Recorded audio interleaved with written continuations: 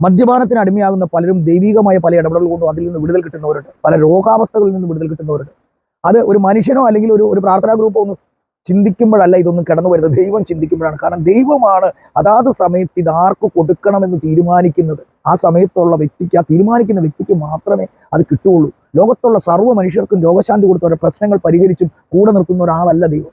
ദൈവത്തെ നമ്മൾ മനസ്സിലാക്കാനും ദൈവത്തിന്റെ പ്രവൃത്തികൾ തിരിച്ചറിയാനും വേണ്ടിയാണ് ഇടയ്ക്കൊക്കെ ദൈവം ഇങ്ങനത്തെ അത്ഭുതങ്ങൾ മനുഷ്യരിലൂടെ ഉപകരണമായി ഉപയോഗിച്ചുകൊണ്ട് പ്രവർത്തിക്കുന്നത്. അത് മനസ്സിലാക്കുന്ന സമൂഹവും വ്യക്തികളും അതനുസരിച്ച് ജീവിക്കുമ്പോൾ അവന്റെ ജീവിതത്തിൽ ഭൂമിയുടെ നിലനിൽപ്പുകളിൽ ഉണ്ടാകുന്ന അവന്റെ ബുദ്ധിമുട്ടുകളും ദൈവത്തിന്റെ പ്രേരണകളും ഇടപെടലുകളും ഉണ്ടാകുമെന്ന് മനുഷ്യന് കൊടുക്കുന്ന ബോധ്യമാണ്. അങ്ങനെ കിട്ടുന്ന മനുഷ്യർ ആ ദൈവിക സാന്നിധ്യത്തെ ഉൾക്കൊള്ളാതെ ജീവിച്ച് മുന്നോട്ട് പോകുന്നവർക്ക് കൊടുക്കുന്ന ശക്തമായ വാണിംഗ് തന്നെയാണത്. അത് ഭയപ്പെടുത്തലല്ല. കാരണം ദൈവം എന്താണെന്ന് മനസ്സിലാക്കാൻ അവസരം കിട്ടി അതനുസരിച്ച് ജീവിക്കേണ്ടവൻ ദൈവഹിതത്തിന് മാനിച്ചാൽ ജീവിക്കേണ്ടേ, അവന്റെ ഇഷ്ടത്തിനല്ല. അവൻ അത് ചവിട്ടി എറിഞ്ഞു കളഞ്ഞിട്ട് പിന്നീട് അവന്റെ പഴയ അവസ്ഥയിലേക്ക്, എന്ന് പറഞ്ഞാൽ ഏതൊരു മനുഷ്യനും ഏതൊരു മാറ്റം ജീവിതത്തിൽ ഉണ്ടാകുമ്പോഴും അവന്റെ പുറകിൽ ഒരു പഴയ കാലഘട്ടം ഉണ്ടാകും. അത് ദൈവവുമായി യോജിക്കുന്നതായിരിക്കില്ല. അങ്ങനെയുള്ള മനുഷ്യരെയാണല്ലോ നമുക്ക് സംസാരിക്കുകയും കൗൺസിലിംഗ് കൊടുക്കുകയൊക്കെ ചെയ്ത് മനസ്സിലാക്കിയെടുക്കേണ്ടി വരുന്നത്. അപ്പം അവർക്കത് വ്യക്തമായി മനസ്സിലാക്കുന്ന മനുഷ്യൻ അതിൽ നിന്ന് തിരിച്ചറിവുകൾ കൊടുത്ത് ദൈവത്തിന്റെ സ്പർശനങ്ങളും ദൈവിക ഇടപെടലുകളും സാന്നിധ്യമൊക്കെ അറിഞ്ഞിട്ട് അവൻ പിന്നീട് ജീവിത യാത്രകളിൽ വലിയ കുഴപ്പങ്ങളില്ലാതെ പോയിക്കൊണ്ടിരിക്കുമ്പോൾ ദൈവം അവനോട് അനുവദിച്ചു കൊടുത്ത അനുഗ്രഹങ്ങളുടെ വഴികളെ തള്ളിക്കളഞ്ഞ് അവൻ ലോകത്തിൻ്റെതായ കാര്യങ്ങളിൽ മാത്രം വ്യാപൃതനായിട്ട് ഒരു ദൈവിക പൈതൽ എന്ത് ചെയ്യണമെന്നുള്ളതിന് വിപരീതമായി പ്രവർത്തിക്കും.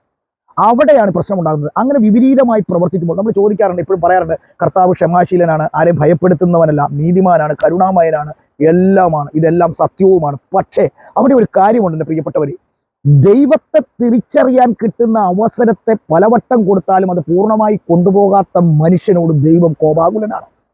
അവന്റെ പ്രവൃത്തികളോടും കോപാകുലനാണ്. അവന്റെ ജീവിതത്തോടും ദൈവം കോപാകുലനാണ്. അതിന് ഒരു ദാക്ഷിണ്യം ആ കാര്യത്തിലില്ല, ഇനി ആരൊക്കെ പറഞ്ഞാലും. കാരണം ചുമ്മാതെ ഒരു മനുഷ്യന്റെ ജീവിതത്തിലല്ല ദൈവം കോപാകുലനാകുന്നത്. എന്നാൽ അവിടെ തന്നെ നമ്മൾ മനസ്സിലാക്കണം, പാപത്തിന്റെ ചെളിക്കുഴിയിൽ കിടക്കുകയും ദൈവത്തിനെതിരായി പീഡനങ്ങൾ മാത്രം ചെയ്യുകയും തെറ്റായ പ്രവൃത്തികളും ദൈവഹിതങ്ങൾക്കെതിരായി മാത്രം കാലത്തെ മുതൽ വൈകിട്ട് വരെ പ്രവർത്തിക്കുകയും ചെയ്യുന്ന ഒരു മനുഷ്യൻ, ആ മനുഷ്യൻ ദൈവത്തെ അറിയാൻ വേണ്ടി ഒന്ന് തുനിഞ്ഞാൽ, അല്ലെങ്കിൽ ദൈവത്തിന്റെ ഇഷ്ടം ഒന്ന് തിരിച്ചറിയാൻ അവനൊരു അവസരം കിട്ടിയാൽ അവന് രണ്ട് കൈയും നീട്ടി മാറോട് ചേർക്കുന്നവനറിയും. അപ്പോൾ പാപത്തിന്റെ ആഴത്തിൽ കിടക്കുന്ന മനുഷ്യനെ രണ്ട് കൈയും നീട്ടി സ്വീകരിക്കുകയും അവനെ മാറോട് ചേർക്കുകയും ചെയ്യും. എന്നിട്ടോ ഞാൻ ദൈവമാണെന്ന് അവന് ബോധ്യം കൊടുക്കുന്ന എന്തേലും തിരിച്ചറിവ് ദൈവം കൊടുക്കും, ഉറപ്പാണ്. ആ തിരിച്ചറിവ് സ്വീകരിച്ച് അവൻ ജീവിച്ച് മുന്നോട്ട് പോകുമ്പോൾ ആരാണ് ഈ ദൈവം എന്ന സെറ്റപ്പിലുള്ള ചിന്തയിലേക്ക് അവൻ കടന്നു വരികയും അവന് കിട്ടിയ അനുഗ്രഹങ്ങളെ അവൻ തള്ളിക്കളയുകയും ഇങ്ങനെയൊക്കെ ജീവിച്ചാലും ഇത് മുന്നോട്ട് പോയിക്കൊള്ളും എന്ന ചിന്താഗതി അവനെ കീഴ്പ്പെടുത്തുകയും ചെയ്യുമ്പോഴാണ് ഞാൻ ഈ തീക്ഷ്ണമായി നിങ്ങളോട് പറയുന്ന പ്രവൃത്തികൾ ഉണ്ടാകുന്ന മുഖം നോട്ടമില്ലാത്ത ദൈവമായി മാറുന്നത്.